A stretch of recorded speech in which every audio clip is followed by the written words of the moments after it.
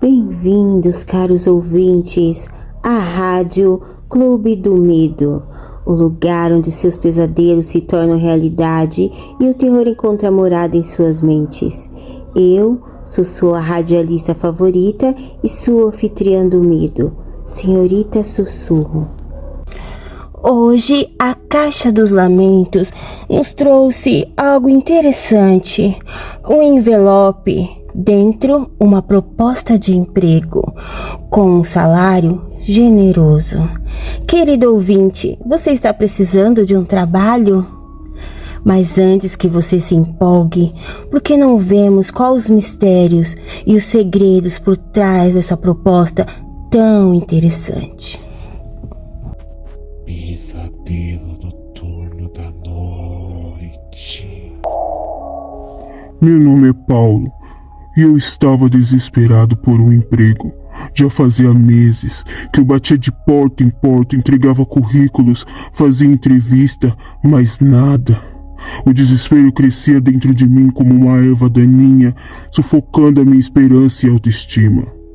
Até que um dia, folheando o jornal local, meus olhos cansados pousaram no anúncio que parecia brilhar nas páginas amarelas. Precisa-se de um guarda noturno para o necrotério. Ótimo salário. Confesso que um arrepio percorreu a minha espinha ao ler necrotério. A ideia de passar a noite rodeado por corpos não era exatamente atraente, mas o salário... o salário era como um oásis no deserto da minha situação financeira. Não podia deixar passar essa oportunidade, por mais macabra que parecesse. No dia seguinte, engoli o meu medo e me apresentei no local. O prédio era uma construção antiga, com paredes de concreto cinza e janelas estreitas, que pareciam olhos semicerrados observando a minha chegada. O Dr. Oliveira, diretor do necrotério, me recebeu com um sorriso que nem chegava aos olhos. Havia algo em seu olhar que me deixava inquieto. Ele me guiou pelos corredores frios, o eco dos nossos passos reverberando pelas paredes nuas. O cheiro do desinfetante era forte, quase enjoativo, como se tentasse mascarar algo mais sinistro. Passamos por salas cheias de equipamentos médicos, brilhantes e intimidadores. E finalmente chegamos às câmeras frigoríficas. Ao imaginar quem estava atrás daquelas portas metálicas, senti um calafrio que não tinha nada a ver com a temperatura baixa. Seu trabalho é simples, Paulo. Tudo que você tem que fazer é abrir e fechar o portão principal para os médicos. Nada mais. Aqui na cabine tem tudo que você precisa. Ele não estava mentindo. A cabine era surpreendentemente confortável, com uma cadeira acolchoada e um frigobar bem abastecido com lanches e bebidas. Tinha também um micro-ondas e até um pequeno banheiro. Era bom ter um pouco de normalidade em meu ambiente mórbido do necrotério. Antes de sair, o Dr. Oliveira se virou para mim, seus olhos brilhando de uma maneira estranha sobre as luzes fluorescentes. Tenha uma ótima noite de trabalho. Seu turno acaba às 7 horas da manhã. Às 3 horas da manhã chega um grupo de médicos para fazer algumas autópsias. Não os incomode. Assenti, engolindo em seco. Era um pouco estranho fazer autópsias tão tarde, mas quem era eu para questionar? Afinal, eu estava desesperado por este emprego. Meu primeiro turno começou às 22.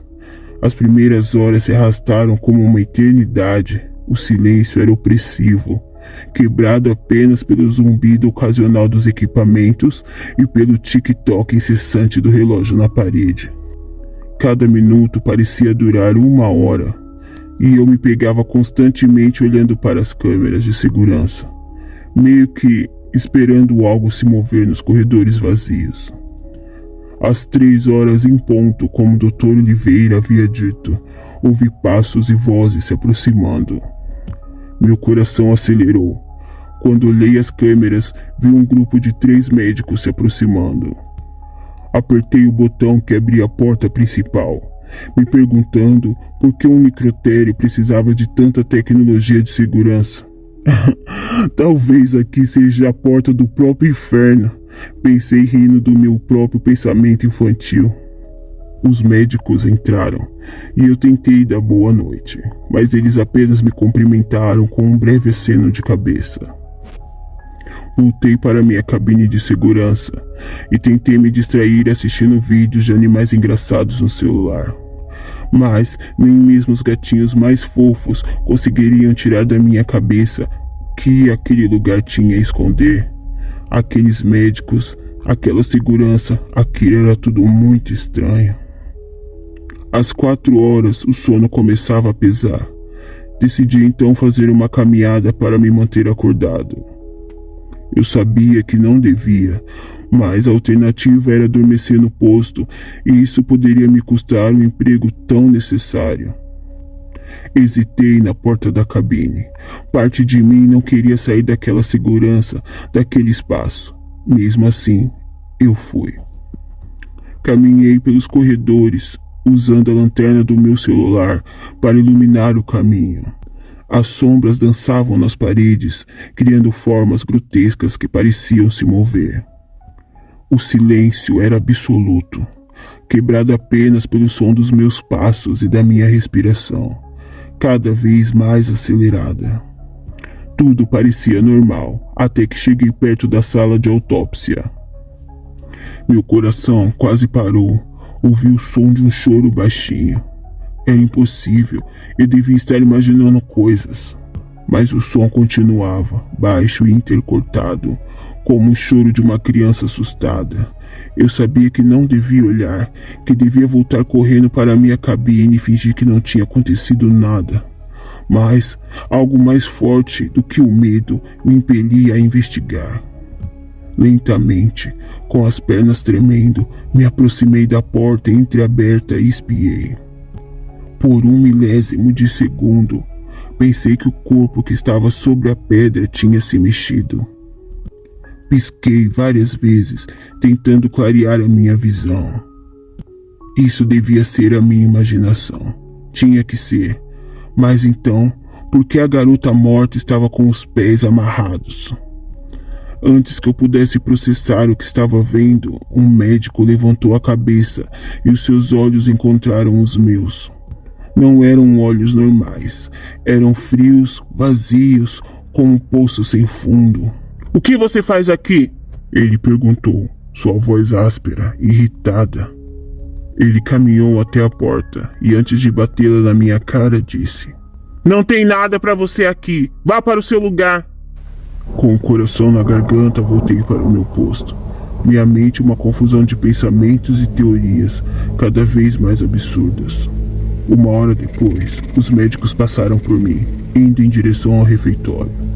Nem se deram o trabalho de me olhar. Para eles, eu não era ninguém, apenas um vigia insignificante.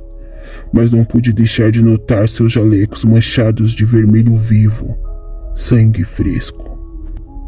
Assim que eles desapareceram de vista, uma força inexplicável me puxou de volta para a sala de autópsia. Meus pés se moviam quase contra minha vontade, me levando de volta àquele lugar que meu instinto gritava para eu evitar.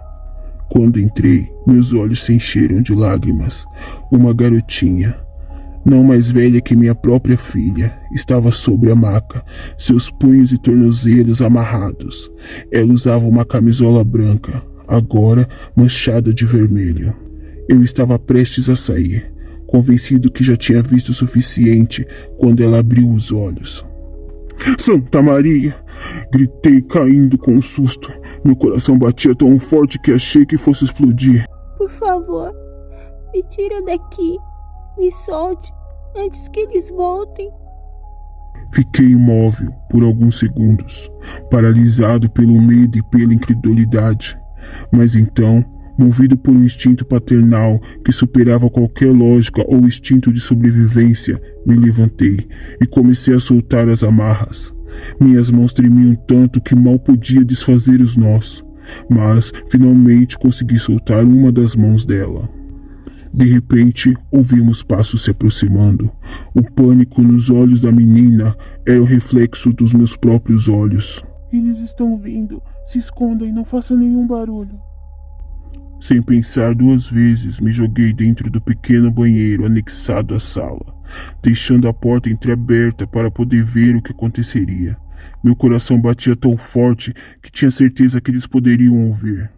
Enquanto esperava, apertado naquele espaço minúsculo, 1000 pensamentos corriam pela minha mente. O que eram aqueles médicos? O que estavam fazendo com aquela criança? E o mais importante, como eu poderia salvá-la e sair dali com vida? O som da porta se abrindo fez meu sangue gelar. Pela fresta vi os 3 médicos entrando na sala, seus risos e conversas do dia a dia. Quem visse pensaria que são pessoas normais, mas não são. São monstros que prendem meninas indefesas. Eles se aproximaram da maca onde a menina estava deitada, fingindo ainda estar amarrada. Ei, vamos terminar logo com isso, cara. Eu quero ir embora. Calma aí, Felipe. Grandes descobertas levam tempo e descobrir a anatomia dessa criatura do inferno vai levar alguns anos de pesquisa.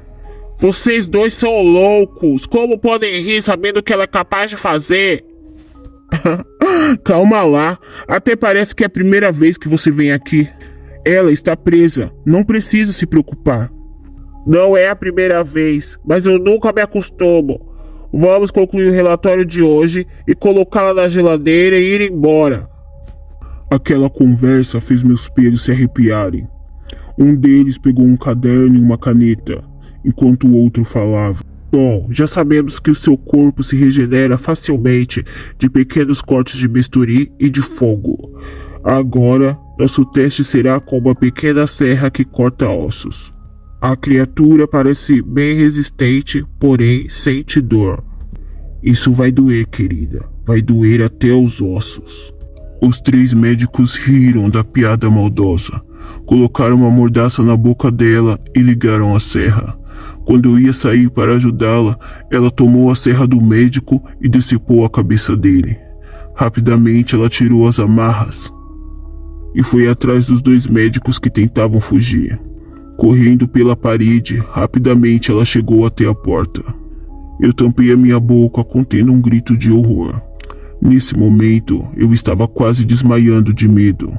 Eu vi quando ela pulou sobre um médico e com facilidade ela rasgou sua barriga e arrancou suas tripas. Enquanto ele agonizava no chão, ela foi atrás do último. Aproveitei que a sala ficou vazia para sair. Faltando um passo para sair daquela sala do inferno, algo pegou o meu pé. O que você fez?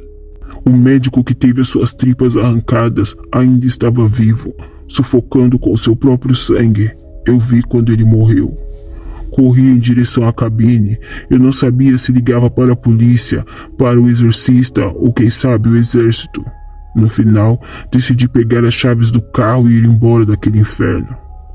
Tremendo, saí da cabine. Para minha surpresa, dou de cara com a garota. Agora ela tem uns 3 metros de altura. Seus olhos estão amarelos. Seus dentes, afiados como lâminas, alinhados em um sorriso sinistro. Ela não tinha mais cabelo. A única coisa que eu tinha certeza agora era que aquilo não era uma garotinha indefesa. Seu corpo é cinza e sem vida.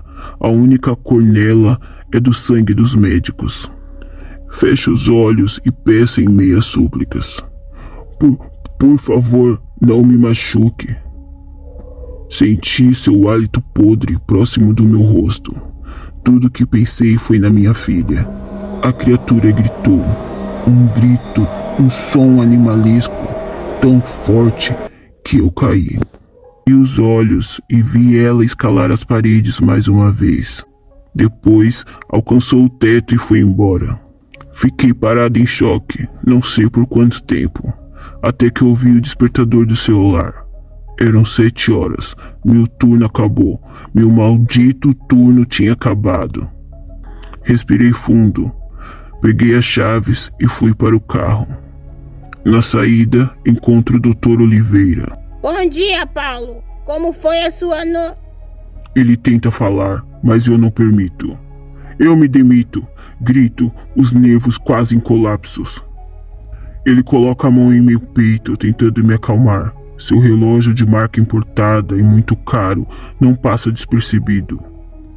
Isso daqui será meu pagamento por ter ficado nesse inferno.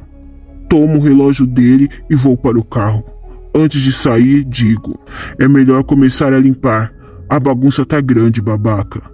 Ligo o carro e vou para casa, prometendo a mim mesmo que nunca mais trabalho como vigia novamente. Mas, recentemente vi um anúncio no jornal. A vaga ainda está em aberto. Queridos ouvintes, alguém se candidata? Assim, queridos ouvintes, terminamos o nosso relato, mas com uma pergunta no ar: você aceita o emprego? Caso tenha interesse, envie seu currículo para a rádio... O Clube do Medo.